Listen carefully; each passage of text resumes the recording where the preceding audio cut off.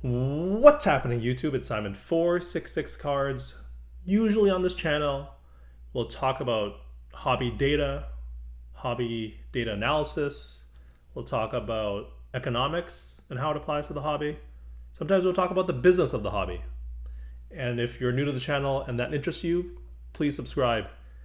But we're not doing any of that today.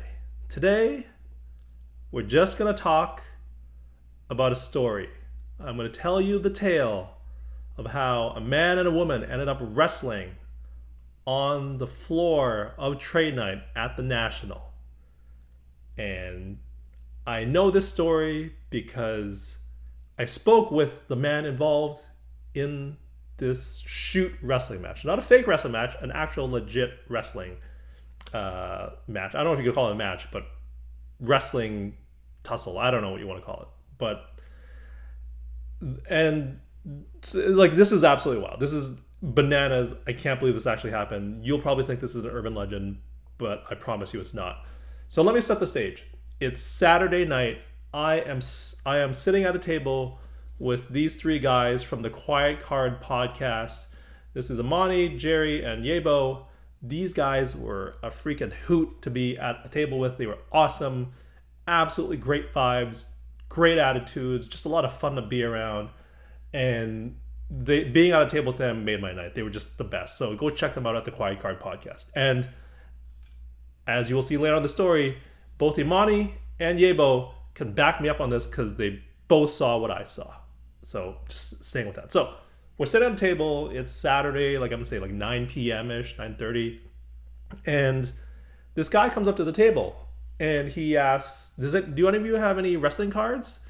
And I happen to have one card. It's an MJF card from his All In, if you're into that.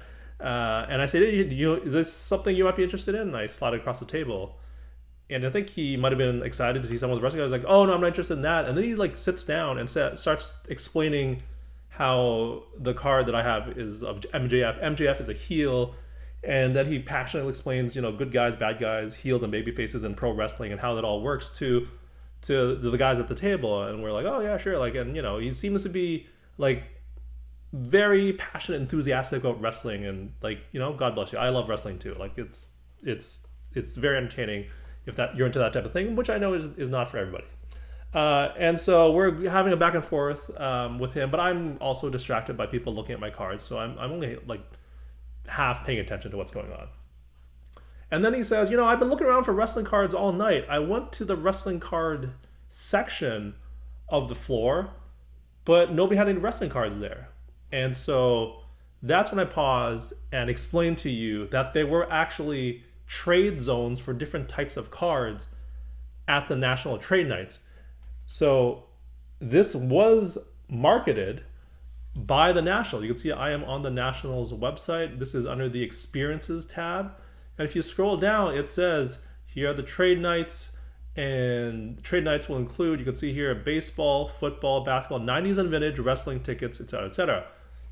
And they actually marked part of the trade night floor with these areas. So you can see here there was a 90s and vintage and basketball here. Well, if you look at this, here's a non-sports trading area, and I'm taking a part of the video from Neo Cards and Comics when he did a walk around the trade night show floor. So you can see this is the non-sports trading area. This is the 90s vintage trading area. This is the basketball trading area. So all of these things, you can see non-sport here, right? Non-sports TGG, like all of these things that are listed, these categories that are listed on the trade night website or on the National website did supposedly have an area dedicated to those to those categories so that you could all congregate together. If you're interested in TCG, you would go to this area. The problem is that the signs were the only thing mentioning this. There was no enforcement of this. People just sat down wherever they wanted. And if you weren't looking for these signs, you would have no idea what these are. And with all the commotion and like just throngs of people, the last thing you're thinking of is, where is the area for football? You're more thinking, where can I sit down if I want to show my cards off? right? And if you want to go to the football card section, it's all full. You'll sit somewhere else because you just want a place to display your cards, right? So that's the first problem with this. The idea is a good idea because developing zones for different categories is a great idea. The execution, very poor. Because and what led to this issue with the fellow who's speaking to us is nobody sitting in the wrestling trading area actually had wrestling cards. And so this fellow sits down.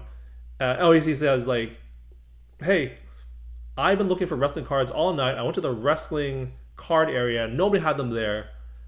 And I asked one lady in the area, like, do you have any wrestling cards?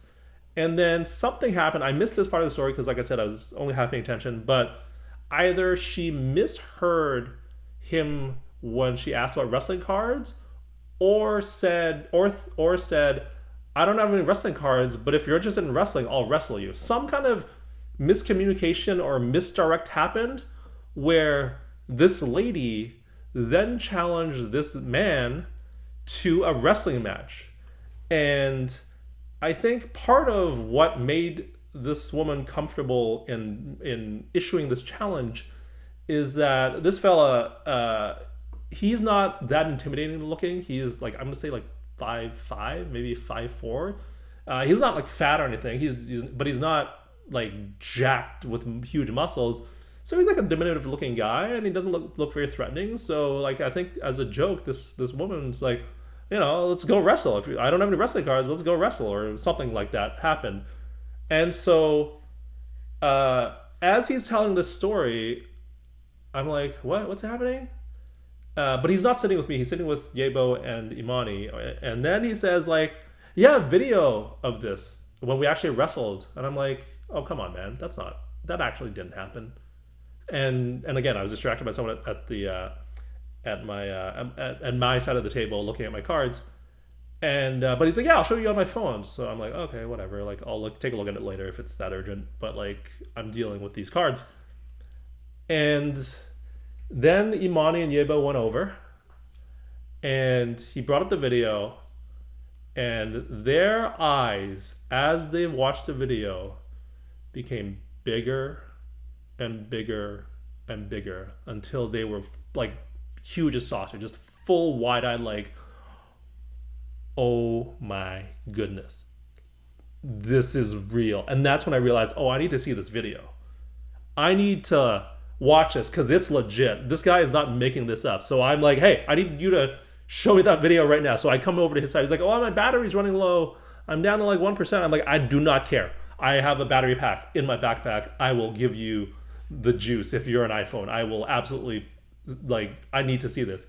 And so he shows me the same video that he showed Yebo and Imani on their phones.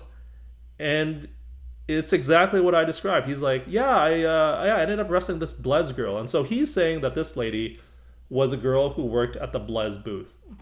I actually do not know if that's true.